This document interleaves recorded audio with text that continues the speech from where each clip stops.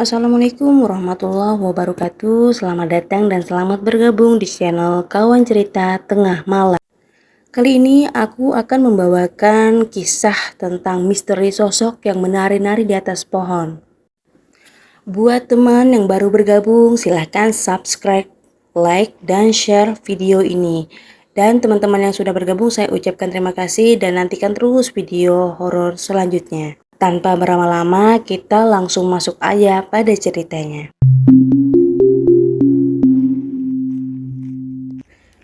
Cerita ini terjadi di tahun 90-an.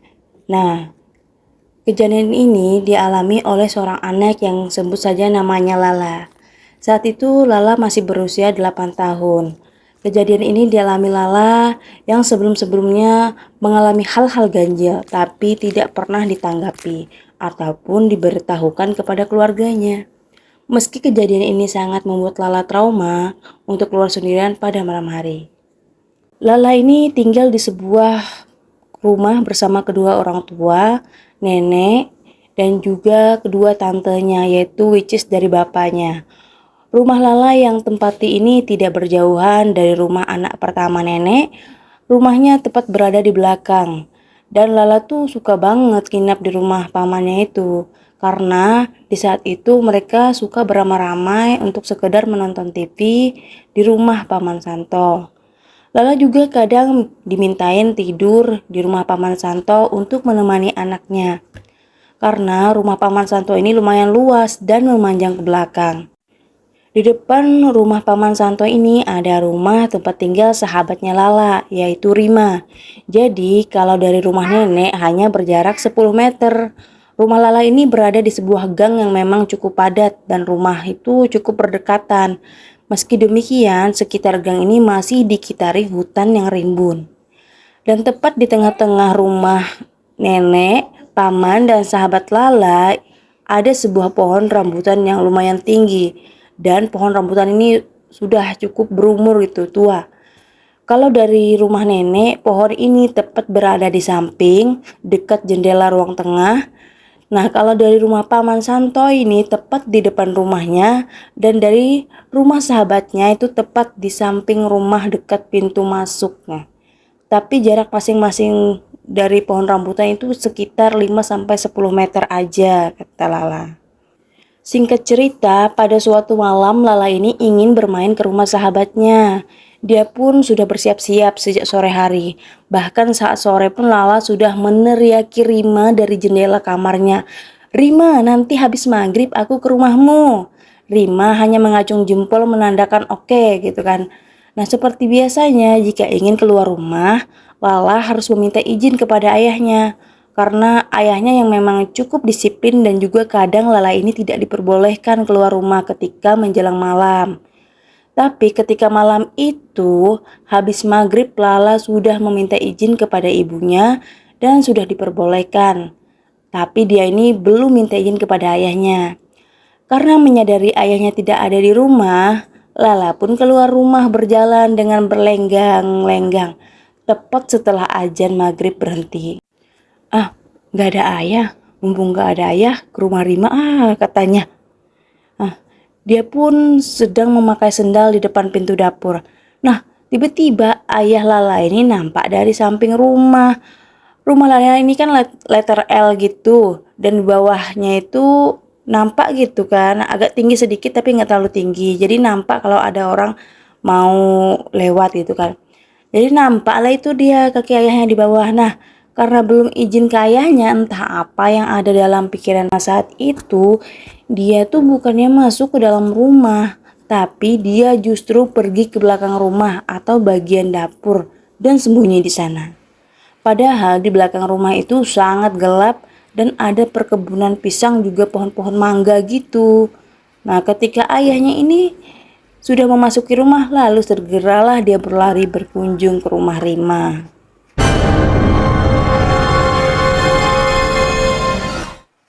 Di rumah Rima, Lala ini asiklah menonton bareng Rima di ruang tengah.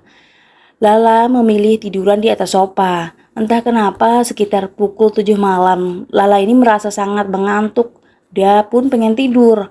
Rima yang menyadari Lala ini kok tiba-tiba tertidur, lalu mengecilkan volume TV yang tadi ditontonnya. Tapi setelah sekitar 25 menit, Rima ini yang sedang asik menonton sambil tiduran di lantai, persis di bawah Lala, kaget. Allahu Akbar, astagfirullah.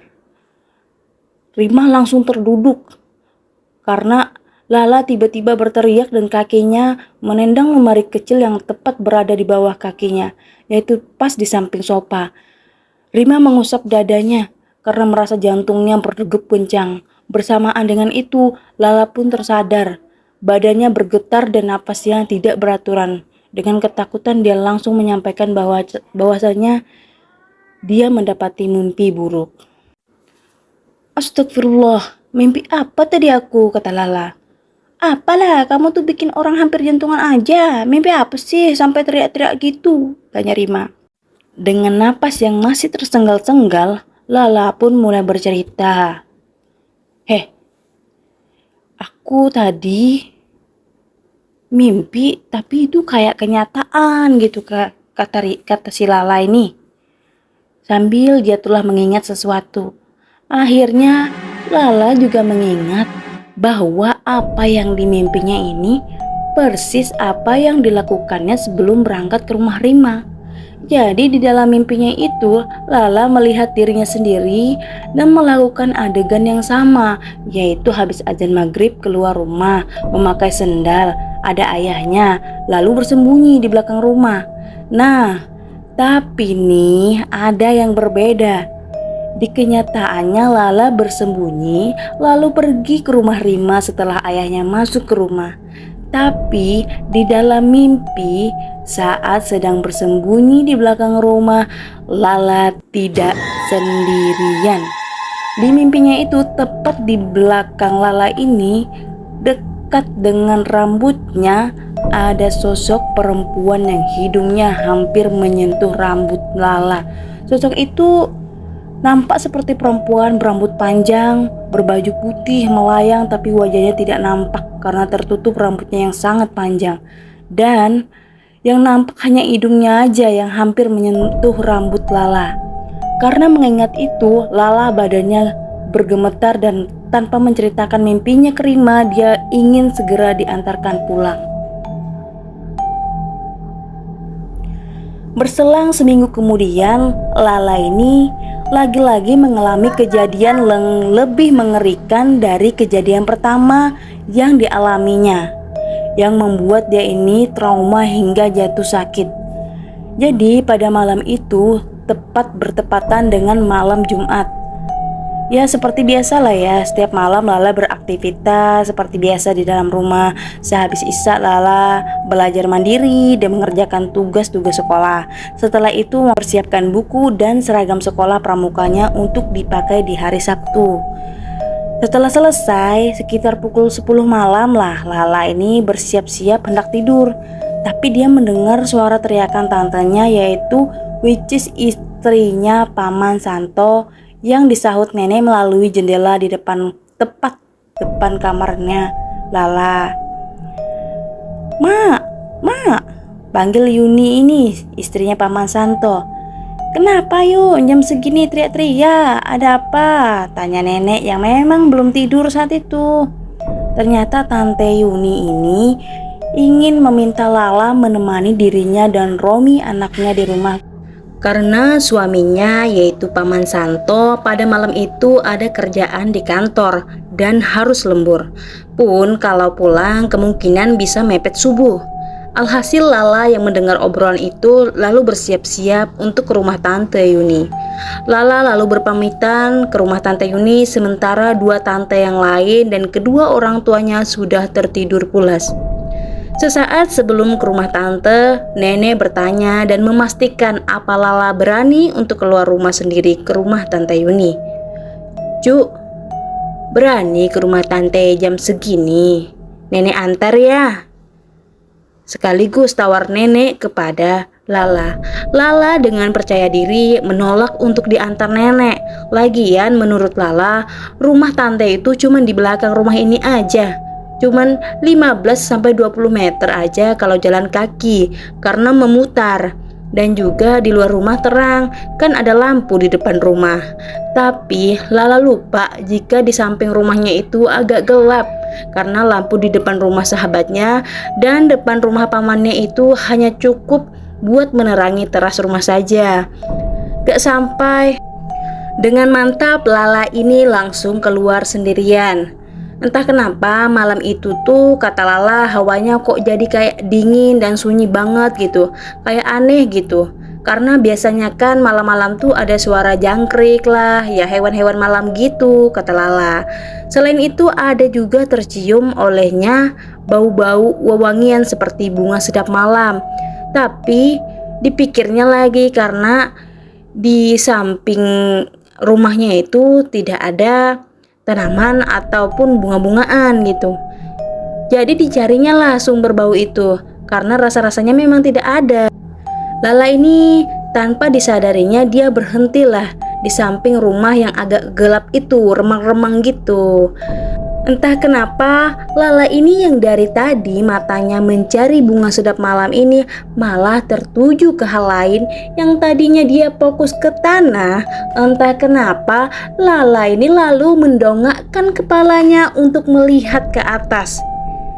Yang benar saja, saat kedua matanya tertuju ke atas, ternyata di sana ada sosok berbaju putih menari-nari di atas pohon rambutan tua itu.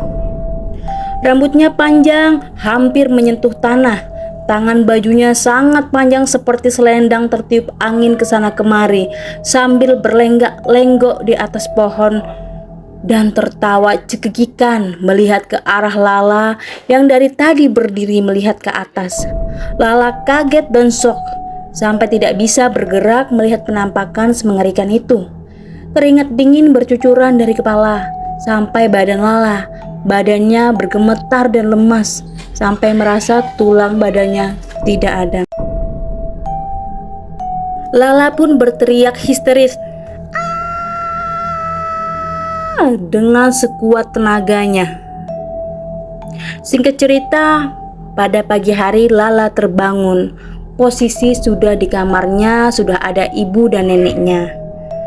Dia lalu sarapan, dan ketika sarapan ibunya sambil bertanya dengan lembut kepada Lala, apa yang membuatnya menjerit semalam.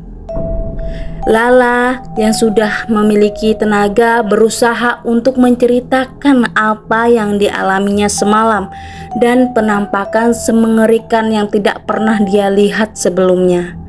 Mendengarkan hal itu, nenek lalu melakukan suatu ritual seperti membuat bentukan macam patung manusia, ada kepala, badan, kaki, dan mata yang terbuat dari tepung. Lalu membaca sesuatu dan meletakkan bentuk tersebut di atas daun pisang tua.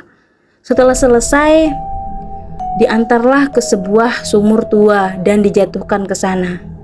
Nenek memperingatkan Lala untuk tidak keluar malam hari sendirian lagi sejak kejadian itu. Dan nenek ternyata mengetahui sesuatu tentang sosok tersebut. Yang mana sosok tersebut merupakan sosok yang memiliki aura yang sangat negatif dan suka mengganggu. Jadi nenek menyampaikan sebuah cerita yang membuat Lala ini bulu kuduknya merinding dan syok. Dan sejak saat itu dia tidak pernah lagi keluar di atas jam 8 malam. Jadi ceritanya seperti ini. Dulu ada seorang perempuan muda, kata nenek. Dia tinggal di sebuah kos yang tidak jauh dari rumah ini. Tapi kos itu sudah dirobohkan karena sebuah kasus yang masih ditutup sampai saat ini, yaitu seorang perempuan muda dia diri. Entah karena alasan apa tidak ada yang tahu, tetapi setelah kejadian tersebut, hampir setiap malam orang-orang yang ada di kos itu diganggu satu persatu. Tidak hanya orang-orang yang di kos, tapi orang yang ada di gang ini juga pernah diganggu. Singkat cerita teman-teman, si Lala ini ternyata jatuh sakit setelah kejadian itu. Karena mungkin trauma yang mendalam yang dialaminya, sehingga keluarga harus membuat acara doa bersama untuk kesembuhan Lala agar sosok tersebut tidak lagi mengganggu Lala. Nah, bagaimana teman-teman, cerita dari Lala ini cukup membuat merinding ya untuk anak-anak yang mengalami ya di usia segitu. Bagaimana tidak membuat shock dan trauma karena di usia 8 tahun ditampaki sosok yang mengerikan. Nah, pesan untuk teman-teman semua, jangan lupa kemanapun kalian pergi untuk selalu berdoa dan memohon perlindungan kepada Allah. Baik teman-teman, jika teman-teman ada pengalaman horor bisa kirim ke alamat kami yang ada di deskripsi ya. Jika teman-teman suka video ini jangan lupa di like, dan jika belum bergabung di channel Kawan Cerita Tengah Malam jangan lupa subscribe karena gratis. Dan terakhir jangan lupa juga nyalakan lonceng notifikasi agar teman-teman tidak ketinggalan video-video horor selanjutnya.